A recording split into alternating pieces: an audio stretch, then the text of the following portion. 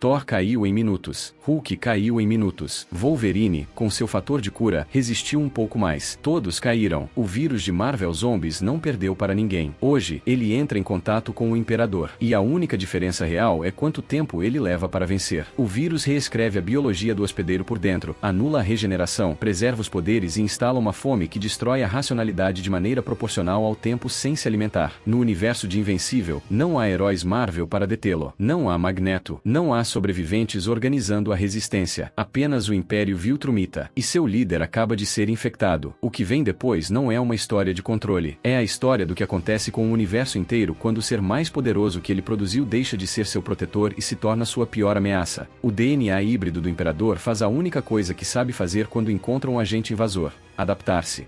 Produz respostas biológicas a uma velocidade que nenhum outro hospedeiro do vírus gerou antes.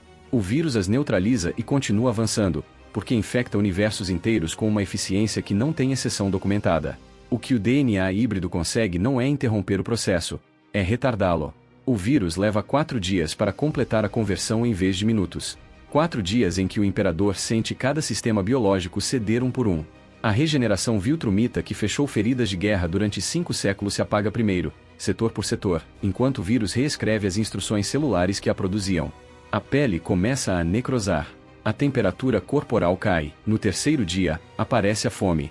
Não como um incômodo, mas como um ruído constante que ocupa o espaço onde antes existia clareza. O Imperador tenta aplicar a disciplina de 5 séculos para contê-la.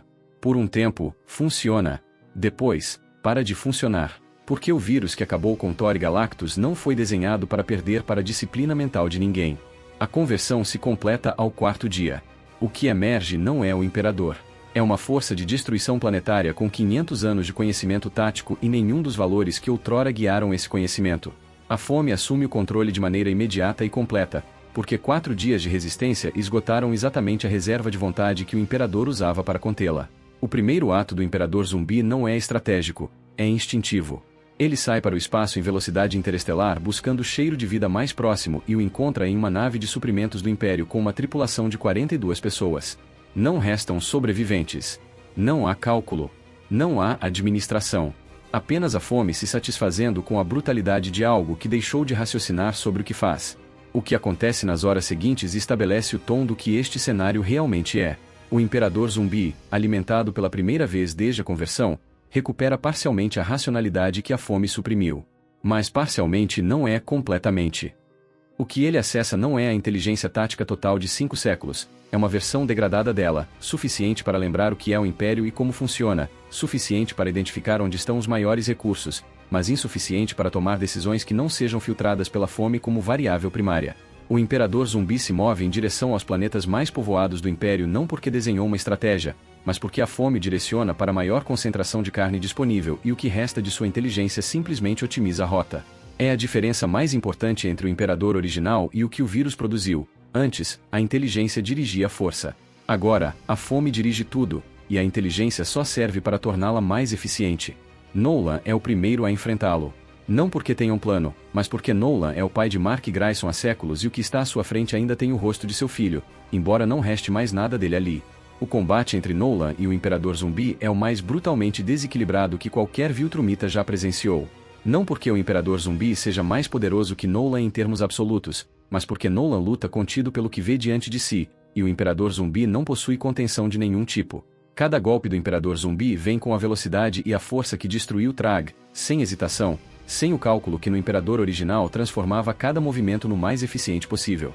Apenas potência máxima aplicada sem pausa. Nolan sobrevive ao primeiro intercâmbio porque tem séculos de experiência que operam de maneira mais automática que qualquer decisão consciente. Não sobrevive ao segundo. O Imperador Zumbi não o mata por estratégia, o mata porque ele estava entre ele e o que buscava. Allen, o alienígena, recebe a notificação do ocorrido com o atraso da distância interestelar e com a informação incompleta de quem viu o resultado, mas não o processo. O que ele tem diante de si quando chega não é um problema de combate. É um problema de escala que nenhum recurso disponível no universo de Invencível pode manejar de maneira convencional. O Imperador Zumbi no universo Marvel tinha sobreviventes, tinha heróis organizando a resistência, tinha a possibilidade de uma cura porque existiam mentes do nível de Reed Richards. No universo de Invencível, não há Reed Richards. Não há tecnologia de nível Marvel orientada à biologia zumbi. Há Allen, Há o que resta da coalizão e há a certeza de que o que infectou o Imperador é algo que nenhum banco de dados do universo conhecido tem protocolo para enfrentar. Allen busca o vírus do flagelo primeiro, porque é o único agente biológico que se provou eficaz contra Viltrumitas. A análise que produz em horas é a mais desoladora de sua vida. O vírus do flagelo ataca a biologia Viltrumita viva. O Imperador Zumbi não tem mais biologia Viltrumita viva. O vírus que poderia ter sido uma opção tática não tem nada sobre o que operar.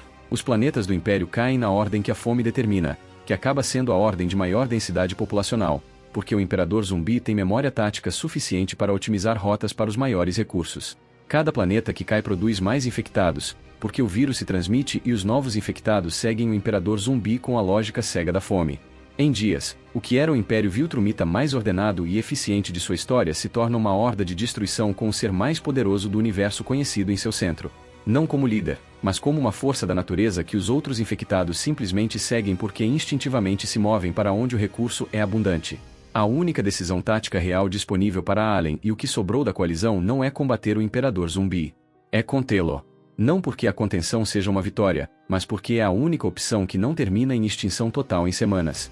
Allen desenha um plano que nenhuma versão de si mesmo teria considerado antes: levar o Imperador Zumbi para o único lugar onde sua potência destrutiva não possa alcançar novos objetivos. O espaço interestelar profundo, longe de qualquer sistema com vida, onde a fome não tem nada para dirigir e onde o Imperador Zumbi fica preso na única circunstância que o vírus não pode resolver: um hospedeiro com necessidade limitada e sem acesso a nenhum recurso para satisfazê-la. Não é uma solução, é um adiamento. E Allen sabe disso, porque o Imperador Zumbi no espaço profundo continua sendo o Imperador Zumbi, com toda a velocidade que teve em vida, e a única diferença entre agora e o momento em que ele encontrar um novo sistema habitado é o tempo que levará para chegar lá. O vírus venceu. Como sempre vence. A única diferença foi quanto tempo levou e quanto o processo destruiu. Thor levou minutos. O Imperador levou 4 dias. E esses 4 dias não mudaram o resultado, apenas fizeram com que o império que ele construiu durante 5 séculos tivesse tempo suficiente para ver o que estava por vir sem poder fazer nada. O que este cenário revela sobre o vírus é algo que nenhuma linha do tempo documentou com tanta clareza: o vírus não produz monstros. Ele pega o que já existe e retira tudo o que o tornava mais do que uma força de destruição. O Imperador era extraordinário não pela sua potência, mas pelo que fazia com ela. O vírus tirou isso. Deixou a potência. E a potência sem o que a dirigia é exatamente o apocalipse que Allen observa do espaço profundo, sabendo que não tem como revertê-lo. A pergunta que este cenário deixa aberta é esta: existe alguma versão deste universo onde alguém encontra cura antes de o Império cair completamente? Ou o vírus que acabou com a Marvel também acaba com o Invencível, só que com um paciente zero consideravelmente mais devastador? Deixe sua resposta nos comentários. Isso é tudo por hoje. Se quiser seguir explorando estes universos alternativos, você já sabe onde nos encontrar.